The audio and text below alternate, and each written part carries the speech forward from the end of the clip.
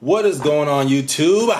It's Ron with Ron Comes to Handy, and I'm giving you a video on my year review of being a handyman or contractor, whatever you want to call it. So let's dive right into it. If you've liked my channel so far, please leave a like, comment, subscribe. I'm trying to do more content more often now. I might think about doing a TikTok, but yeah. So my year review. What has happened so far? So I've been doing it about a year. I started like this time last year, around August, July, September. And I remember when I would first started doing this job, it's because I really needed the money for my family, to provide for my family. And so I was just taking any job, well, not any job. I was doing like the lead-based apps, you know, where you have to pay for leads or clients. And I was doing a lot of jobs under my pay rate, and I was doing them right after I got off of work. I was also doing it on the weekends, but I was just trying to get any and everything, and I would drive. Sometimes I would just break even because I knew that I was doing this to hopefully get repeated business, and that's what I've learned. One of the things that I see right now that's happening is that I'm getting repeated business from customers or clients that I worked with before.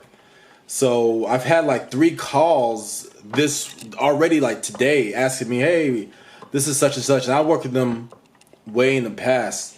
And they're asking me to do this and do that. And I'm like, yeah, man, no problem. And once I built that rapport with customers, you know, they'll be more comfortable dealing with you, and just you. You're like first come first serve. They won't go to an app to find a handyman, or they won't look anywhere else. Remember I told you that I made a video. I'll put it like right here of like the 7 ways to start your handyman business. I got most of my business from Facebook, Nextdoor, and Thumbtack. I don't use Angie Leads anymore. I'll make a video on that, on why I don't use that app anymore. But so yeah, most of my clientele is from Nextdoor. Not Nextdoor, I'm sorry, Thumbtack. So that's one thing I'm seeing, repeated business. I'm also getting more knowledge. So just when you think you know everything about a certain job, I just find out something more, like plumbing and stuff. Plumbing, electrical, I'm learning more. So you do these jobs more often. And again, I work at a apartment complex as a maintenance tech. So I do this, I'm encountering this stuff all the time. And I'm just applying it to my side jobs I get. And I'm just getting more knowledge. So now, like, I've learned how to do, I've changed a 120 volt into a 240 volt outlet for an AC. And that was actually easier than I thought it was. I thought it was like really complicated. And then I wanna add that I have read you guys' reviews on my thing about how to ground an outlet and how I'm supposed to use I'm supposed to wrap a green tape around it to signify this is a ground wire. I've read you guys' comments. Thank you for giving me the knowledge. Thank you for correcting that. Appreciate that. Back to the video. So yeah, I'm just getting more knowledge. I'm getting more knowledge about plumbing too, especially with toilets. Like I had a job the other day where I couldn't complete it. Customer was saying like it doesn't flush. It flushes slowly, right? Long story short, well, not long. So I took the toilet off. I ran my snake through the toilet. I ran my snake in the toilet. It was fine. Took the toilet off, make sure there was nothing clogging it. It was fine. Went to the main line, and that's where I saw the problem because it was standing water. When you do this more often, you'll know that like there shouldn't be no standing water. The water should just go down. So come to find out, it was roots in the main line, and I didn't have the equipment for it. You need a mechanical snake, a machine snake, or an auger, some people call it, and it has like the blades at the end of the snake. And that's how you tear up the roots and you can get it to go down. So that's something I found out. And I was like, okay, maybe it's time to invest in that. And that actually goes into my next point of what I've learned in a year is that continue investing in your arsenal, your tools. You will as more jobs go on, you'll see like, okay, I need this. There's been plenty of times till this day I'll go on a job and I could do it, but I know if I get the right tool, I'll get it done faster.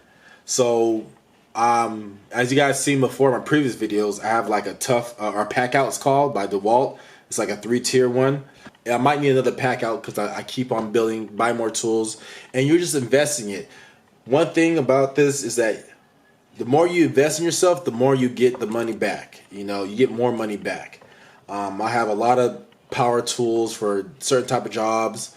At one point, I didn't understand what was the point of having a power drill and like an impact drill. And now I know. So that's things you're going to start learning, investing in yourself. Second thing I've learned is just being more organized with my scheduling, with my tools. So with my pack outs, I have like a separate bag for just plumbing. I have a separate bag for just electrical. I have another pack out for just all my power tools. I have another pack out for like my general stuff, which has like my tape measure, my speed square. I got just a whole bunch of my different types of bits in there, tape, a lot of stuff in there. My pencils, I have a lot of stuff in there. So being more organized, that will help you out a lot. And it's easy to, when you get done with the job, make sure you don't just throw it in your car so you can leave. Put it where it's supposed to belong, because you'll probably be tired, or maybe going to the next job and you're like, damn, where did I throw my tool at? Make sure you put everything where it's supposed to go at. My next thing is getting more jobs. You'll start to get more jobs, because then your skill set will increase. So you'll be like, okay, I knew how to do just like basic plumbing, like changing the faucet. Because changing the faucet, you probably don't need like 3 tools. If everything goes right, you just need maybe like 3 tools, like crescent wrench, adjustable wrench, or a I forget what the tools. I'll put a picture up. That's like what you basically need to change a faucet, whether it's a bathroom or the kitchen. But then as you get further into it and you gain more knowledge, you can say, okay, I can change the faucet. I can change the angle stop too. I know what to do. I know I got to turn the water off. I can snake this. You could buy a hand. What's it? The rotating snake. The drum snake, I think it is called. You can buy one of those real cheap. DeWalt has one that's like, it already has a power drill with it. And then you can buy the big one, like I was mentioning earlier, the machine snake. That's for like commercial use and residential use. That has a big drum on it. So you start getting more jobs. If you're using these apps like Tasker and I think it's called TaskRabbit. It's called TaskRabbit. That's what it's called. I think they changed it to Tasker. Or you use Thumbtack or Angie Leads. You can start building. You can start checking off what you could do in certain areas. So like Handyman, you can put. There'll be a list of things, and then you can start marking off. Oh, I do furniture assembly. I could do backyard patio. I could do lighting. So you can start doing. You do plumbing. You do snake. Pipe repair, PVC repair, stuff like that. So you gain more knowledge. And by getting more knowledge, you get more jobs. And you'll feel comfortable doing more jobs. There's been a lot of times where I'd be like, yeah, and that's the thing that will kind of like mess you up. That's the one thing you have to keep in mind. If you think it, just be confident you can do the job. The last thing I want to say in my year end or my year review of being a handyman, increase pay. So as you get more comfortable doing jobs, you start to know your worth. To this day, I still kind of struggle on how much I should charge somebody. And Google has a good. Just Google it. Say how much is labor for doing painting, and they'll tell you like, oh yeah, if you're doing 1 bedroom, it'll be 100 to this and that. And that's how I figure out my pay. Google it, or make sure you have some people in your network. Go on Facebook, go to Facebook groups. Join like Handyman in your area and ask them, hey guys, how much does this cost? How much should I charge this person? Get to know other people in your field so you can call them, even not to ask them what the price is, but to also, if you need help, say, hey man, this is a 2-man job. Can you help me with this? So increasing your pay and getting your worth, knowing your worth. Because when I first started, I didn't know my worth. I was doing jobs way below the market price. And I was shooting myself in the foot because I'll break even. But at the same time, I had majority of those customers will call me back because I did it so well. They liked me and I had good pay. And so the next time around, I'd be like, yeah, it's going to be this much. Oh, how come you charge much? Because this is how much the job is. And if they ever question you why you're charging this price or they want to lowball you, say, hey, go to Google and see how much it actually costs. I'm giving you a good deal. I'm giving you the fair price. I may be giving you what the market price is, or I'm going below the market price. Some people will say, oh, I can find somebody better. If you have people like, I'm letting you know, when you have people that tell you that, like, oh, I know this person can do it for this much, let those people go. Because those people are going to continue to try to lowball you and not pay you for your worth. That is just a tactic that customers do. Oh, I know somebody can do it for cheaper. You ever see that meme that says, oh, I can do it for cheaper, and whatever the job is horrible? Yes. Let them go, okay? They'll either call you back or they'll learn the lesson and call somebody else and pay a bigger price. Whichever it is that person's loss. You'll get another customer. And like I said before in my last video, it all depends on not all depends, but where you at, your community also depends on how much work you get. That's a major factor on your community where you live at.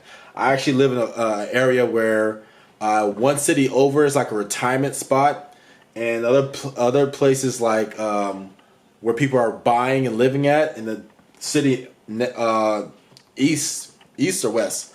West of me is they're like kind of okay, kind of community. So I'm actually in a good area. So yeah, that's what I've learned so far in a year. And I'm pretty sure there's a lot more to learn. I'm getting more skill sets so I can take on more jobs. I'll do a follow up on how to get more jobs part 2. And then I'm gonna do a video on why I don't use Angie leads anymore. And yeah, if you guys have any questions, comments, if the video was helpful, if my channel is helpful, please leave a comment. If you liked the video, please leave a like. I'll greatly appreciate it. Thank you guys for getting me at like 200 subscribers, I think, or 300. I've reached that very fast. Thank you guys. I'm going to put more content up there. And I'll see you guys later. Bye.